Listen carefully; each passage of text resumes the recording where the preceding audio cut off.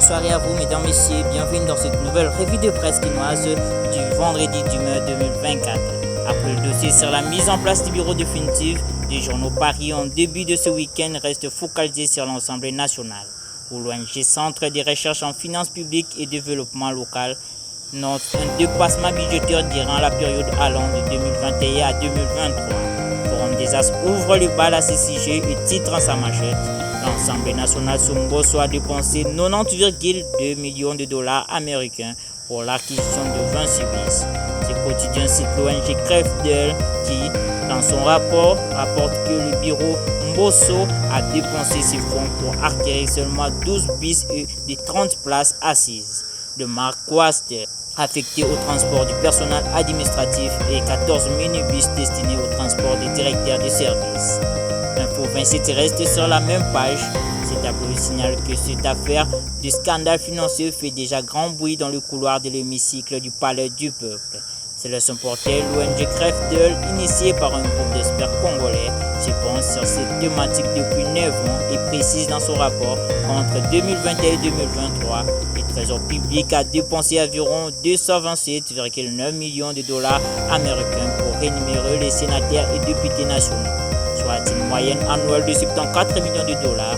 Ce journal, qui cite les rapports de cette organisation, écrit dans ses colonnes que lors de leur entrée en fonction, les membres du bureau Mbosso ont perçu des rémunérations doubles.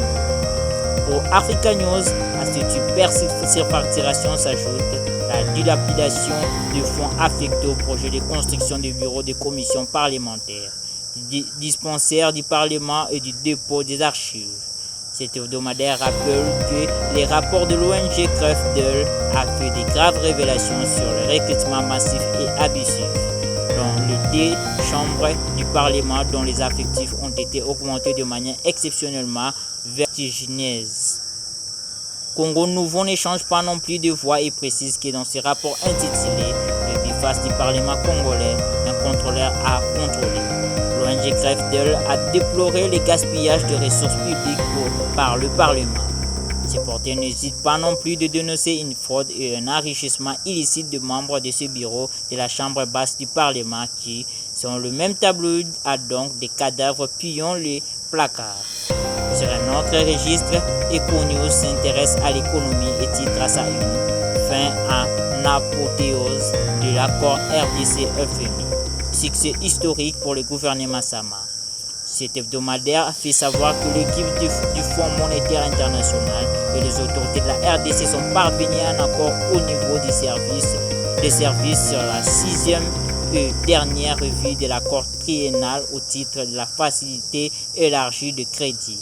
Selon ce portail, l'équipe de cette institution de Bretton Woods a également achevé les consultations au titre de l'article 4. Dans le communiqué publié à Washington par son département Afrique, poursuit ce journal, le FMI estime que la performance du programme a été globalement positive. La plupart des objectifs quantitatifs ayant été atteints et les principales réformes ayant été mises en œuvre, bien qu'à un rythme ralenti. Le journal Géopoliste estime que l'achèvement de cette revue permettra de libérer plus de 200 millions de dollars pour renforcer des réserves internationales. Ce journal cite le chef de cette délégation du FMI, Callast Akpossi, a rapporté que ces discussions ont tourné autour de l'amélioration du mix politique en réduisant les pressions budgétaires et renforçant le rôle de la politique monétaire. Selon les données du FMI, ajoute Géopolis, la croissance du PIB réel de la RDC est estimée à 8,3% pour 2023. Mesdames et messieurs, c'est tout pour la revue de presse de ce jour. Alors, au revoir demain.